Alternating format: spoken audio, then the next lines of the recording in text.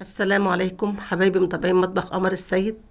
النهارده بقى معانا وصفة جديدة خالص خالص خالص، وهي المحشي من غير رز، او محشي الناس اللي هي مش عايزة تاكل رز، في نشويات عالية، او الناس اللي عاملة دايت، او كتجربة جديدة. النهارده يا جماعة انا عندي ولادي عاملين كلهم دايت، فعايزين ياكلوا محشي، فقالوا لنا يا ماما شوف لنا الطريقة.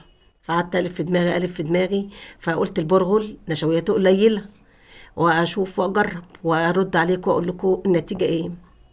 جبت كده حوالي 2 كيلو بتنجان، وحوالي كيلو كوسه، وحوالي نص فلفل، وجبت كرنبايه صيفي بقى عاملاه كرنب الصيف الحقيقي. جهزت حاجتي بقى كلها وايه، وبدات الشغل بتاعي. جيت الاول في طاسه على النار، جبت البرغل بتاعي الكميه بتاعتي غسلته، بس انا جبت برغل اهم حاجه يكون نوع نضيف ما يبقاش فيه رمل. البرغل طبعا رخيص عن الرز كتير طبعا.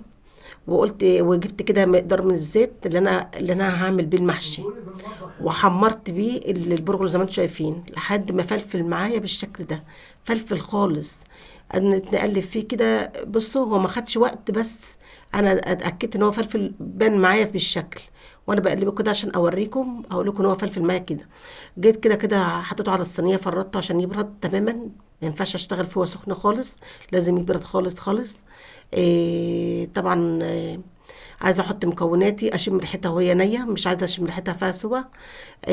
كنت عامله البصل كده، كنت مبهره بالفلفل الاسود والملح، وكنت برضو مقطعه الفلفل الالوان، فلفلايه حمراء بالشكل ده.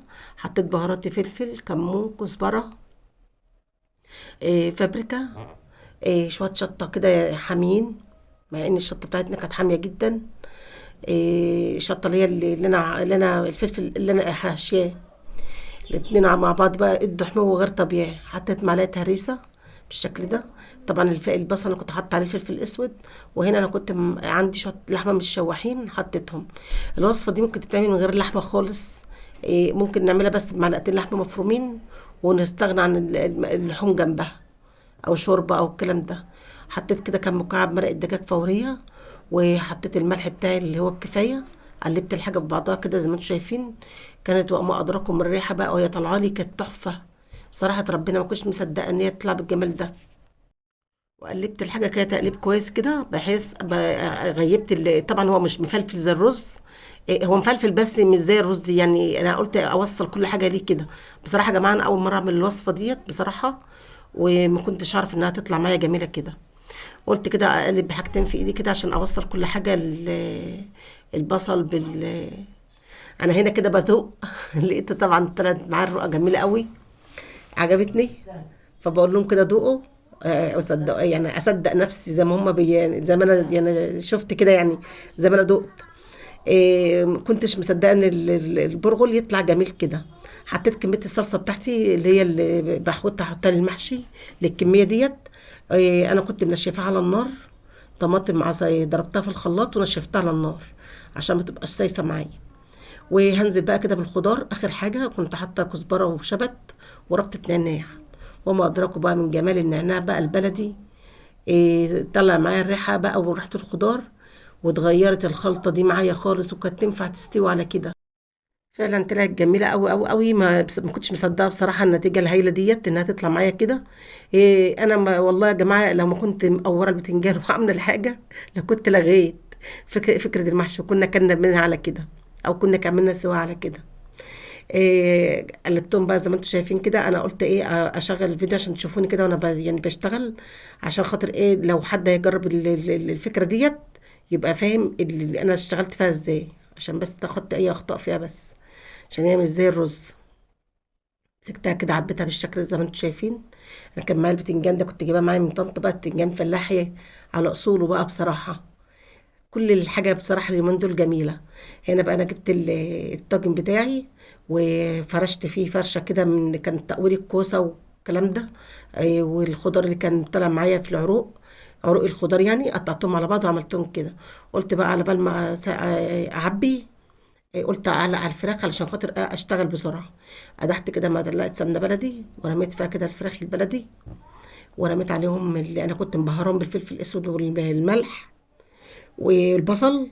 وجيت بقى رميت عليهم كده البصل بتاعهم واللورة، انا كنت حاطه الحاجه فوق بعضها عشان اخلص نفسي النهارده الجمعه، واليوم قصير وولادي كلهم بيبقوا موجودين، فكنت عايزه اخلص بسرعه. فقلبت كده الفراخ كده فوق تحت. الفراخ البلدي بتستحمل معايا شويه عن الفراخ البيضه. الفراخ البيضه لما باجي اعمل معاها كده ما بستريحش فيها، فبفضل ان انا اسقطها على طول في السليق. لكن البلدي بيبقى جلدها يعني ايه متحمل شويه، لان بيبقى عمرها 4 شهور، لكن الفراخ البيضه بيبقى عمرها 35 ل 40 يوم. هنا يا جماعه بقى في بقى الكوسه، عشان تاخدي كوسه حلوه معاكي وتديكي نتيجه كويسه وتطلع الوانها حلوه، لازم ترشها بالزيت كده قبل ما تدخليها الفرن او تولعي على البوتاجاز. انا عملت المحشيه ده كله فوق البوتاجاز، ما حطيتش حاجه في الفرن خالص. اليوم قصير زي ما قلت لكم، ما كانش نافع ان انا احط في الفرن دلوقتي النهارده، يعني الوقت ما كانش مساعدني. عبيت كده البتنجان الطاجن بتاعي اللي انا وريته لكم اللي هو الحله، اخد كل كميه البتنجان والكوسه، يعني حوالي 2 كيلو بتنجان، حوالي ربع فلفل، حوالي كيلو كوسه. ما شاء الله عامل زي البلاعه. يعني انا لو لوحدنا، لو العيال الصغيرين ممكن نعمل ده بس يكفينا، يعني لو احنا يعني ما احناش متجمعين يوم الجمعه. جيت بقى جبت الكرومبه بتاعتي. الكرومبه بتاعتي انا جايباها كرومب صيفي، ما اقدرش بقى، لازم انا البتنجان ده مقوراها النهارده وقتي، ومقوره والكرنب برضو سلقان النهارده. انا ما ببيتش محشي، خصوصا الصيف. الصيف الكرنب فيه بيبقى ريحته مش حلوه، لازم يبقى يعني يتسلق في ساعتها ويتعبى في ساعتها، مش زي الكرنب الشتوي ممكن نبيته عادي ما فيش مشكله. لكن الخضار الصيفي بيختلف شويه، خصوصا الكرنب، خصوصا الكرنب. عبيته كده بالشكل ده، هو الورق بتاعه. طبعا هتقولوا بقى طب البرغل ده كان حلو في الحشو، كان جميل وكان بيبقى كويس، وما فكش صابع معايا ولا صابع. طبعا عند التشريب، الطاجن الفخار الكبير، حطيت له معلقه كوبايه شوربه، والكرنب او استوى اهوت كنت حاطه له نص كوبايه شوربه، وكانت كتيره كمان. هو ما بياخدش اي سوائل، هو بيمتص السوائل في البصل، ومتص السوائل في ورق الكرنب، ومتص السوائل منه فيه. حتى البتنجان طلع فيه شويه سوائل، بس ما كانوش يهبوه ولا حاجه، بالعكس كانوا في تحت. يعني لما انا فضيت الطاجن لقيت لسه فيه سوائل كتير، بس كانت طعمها جميل طبعا.